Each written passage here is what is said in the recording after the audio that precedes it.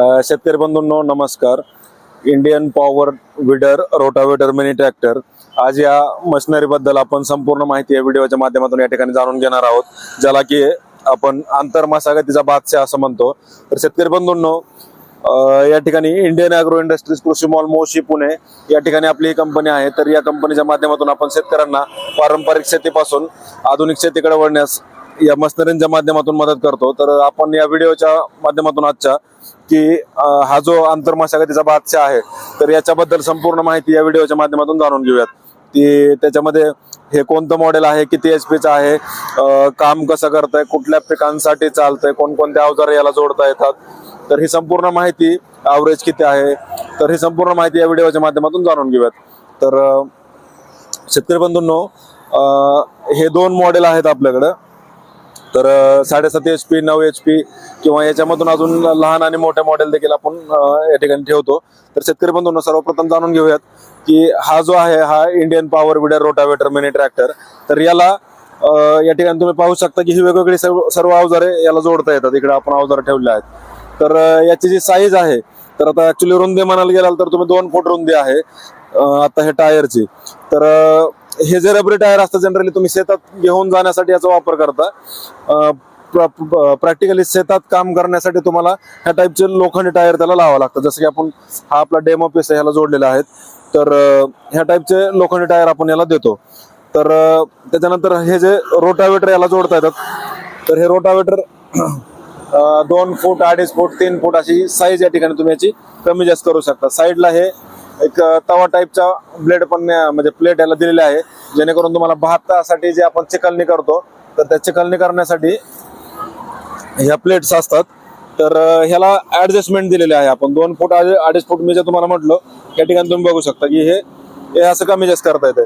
त्याला पण तिकडून काढता येते, ह्याला पण इकडून काढता येते. सिंपल आहे म्हणजे काढायचं आणि जोडायचं. आणि हे ब्लेड एकदम मजबूत आहेत. हे ब्लेडला पण तुम्ही जर खराब वगैरे झाले तर हे ब्लेड आपण बदलू शकतात. हे ब्लेड पण आपल्याकडे मिळतात. साईडचे प्लेट पण ह्याला जोडता येते. तर अशी याची जी साईज आहे, मग तुम्हाला समजा काहींचं 2 फूट म्हणजे कापूस असेल, तूर असेल, ऊस असेल, हळद असेल, आलं असेल, किंवा केळी, डाळिंब, द्राक्ष या व अन्य पिकांच्या आणि फळबागांच्या आंतरमशागतीसाठी प्रामुख्याने तुम्ही रोटावेटर वापरता. तर काहींचं समजा अंतर 3 फूट असेल, काहींचं 4 फूट असेल, 4.5 फूट असेल, तर त्याच्यामध्ये तुम्हाला हे कमी जास्त करून तुम्ही त्याला वापरू शकता. की लहान मोठी साईज जसं पाहिजे त्या साईज मध्ये तुम्ही त्याला 2 फूट, 2.5 फूट किंवा 3 फूट देखील तुम्ही करून याला वापरू शकता. तर शेतकरी बंधूंनो, या ठिकाणी नेक्स्ट जे अटॅचमेंट आहे, रोटावेटरचं काम झालं. पण आता रोटावेटर सोबत काय होतं, बऱ्याच वेळेस आपलं रोटावेटर आपलं सर्व काम करत नाही. तर त्याच्यानंतर तुम्हाला हे 3 फणी मोगडा किंवा तिरी म्हणतो आपण याला. तर हे 3 फणी किंवा तिरी ह्याचा अंतर शेतकऱ्यांच्या गरजेनुसार आपण ह्याला कमी जास्त बनवून देऊ शकतो. तर जनरली हे 2.5 फुटाचे अवजार आहे, त्याला 2 फूट आणि 2.5 फूट. तर शेतकऱ्यांना जसं 3 फुटाचं कोणाची साईज असेल, कापसातली, तुरीतली किंवा ऊसातली, आलं, हळद, तर त्यांना हे 2 फुटाचं लागतं. आणि जर 4 फुटी वगैरे असेल तर ते 2.5 फुटी किंवा जसं शेतकऱ्यांना गरज असेल तसं कमी जास्त करून देऊ शकतो. ह्याच्यानंतर हे वखर आहे. वखर किंवा पास, कुळव किंवा वेगवेगळे नाव ह्याला आहेत. तर तुमचा कापूस असेल, तूर, त्याचप्रमाणे तुमचं बाकीचे पिकं असतील, समजा टोमॅटो, बटाटा, केळी असेल, सीताफळ, म्हणजे जे फळबागा वगैरे सगळ्याच पिकांमध्ये ह्याला वखरणी करण्यासाठी किंवा आपण पास किंवा कुळव मारण्यासाठी याचा वापर या ठिकाणी होतोय. तर याची जी साईज आहे ती देखील तुम्ही कमी जास्त करू शकता. 2 फूट, 2.5 फूट जसं पाहिजे तसं आपण त्याला बनवून देतोय. आणि मटेरियल एकदम हेवीतला आपण वापरलेला आहे ह्याला, त्याच्यामुळे असं वाकण्याचा किंवा बेंड होण्याचा बिलकुलही चान्स नाहीये. त्याच्यानंतर हे जे आहे याला कोळपणे, खोरापणे, डवरणी यंत्र आपण या ठिकाणी बोलतो.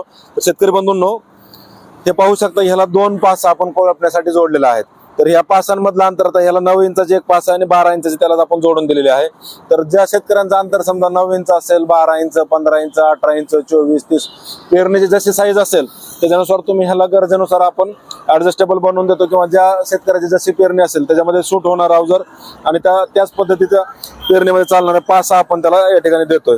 तर हे कोळपणे, खोरपणे, डवरणीचा म्हणजे मशीन झालं. मग ह्याचा वापर तुम्ही सोयाबीन असेल, ज्वारी, हरभरा, गहू, मका असेल, उडीद, मूग किंवा बाजरी या सर्वच पिकांच्या कोळपणे, खोरपणे, डवरणीसाठी या ठिकाणी करू शकतात. त्याच्यानंतर हे जे आहे तर ह्याला रेझर म्हणतात. तर तुम्हाला सरी काढायची असेल किंवा माती लावायची असेल, भर चढवायची असेल, तर त्यासाठी ह्या रोटावेटरचा वापर या ठिकाणी होतो. सॉरी, रेझरचा वापर या ठिकाणी केला जातो. तर शेतकरी बंधूंनो, याची साईज तुम्ही 1 फुटापासून 3-3.5 फुटापर्यंत कमी जास्त करू शकता.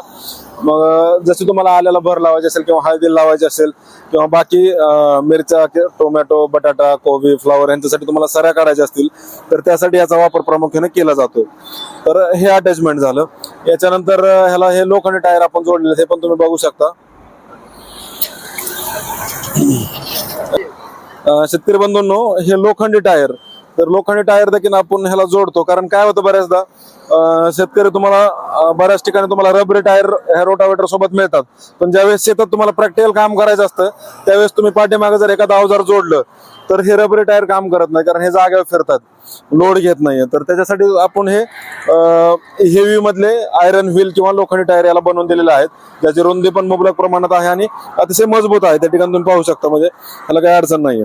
मग पाठीमागे ज्यावेळेस तुम्ही अवजार जोडता त्यावेळेस ते अतिशय चांगल्या पद्धतीने काम या ठिकाणी करतंय.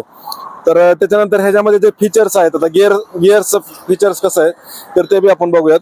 हे गिअरला हे 2 टाईपचे क्लच आहेत, रिव्हर्स आणि फॉरवर्ड. मी दाखवतो.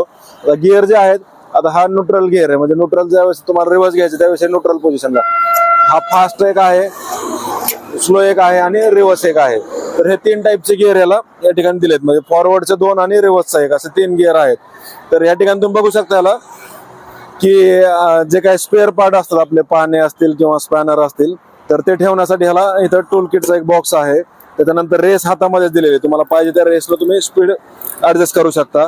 हे ज्यावेळेस तुम्हाला मशीन कंट्रोल होत नाहीये किंवा चुकून दुसरीकडे गेली किंवा पिकावरती गेली, तर समजा तुम्हाला कंट्रोल नाही झाली, तर हे डायरेक्ट मशीन स्टॉप करायचं. म्हणजे हे तुम्ही दाबलं की असं मशीन जागेवर थांबते, म्हणजे आपण पोझिशनला असेल त्या पोझिशनवरून मशीन जागेवर थांबते. आणि आता सर्वात महत्वाची गोष्ट म्हणजे काय की हँडलला ऍडजस्टमेंट दिलेली आहे.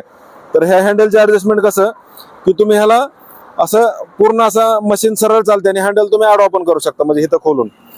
हे जर खोललं तुम्ही तर हा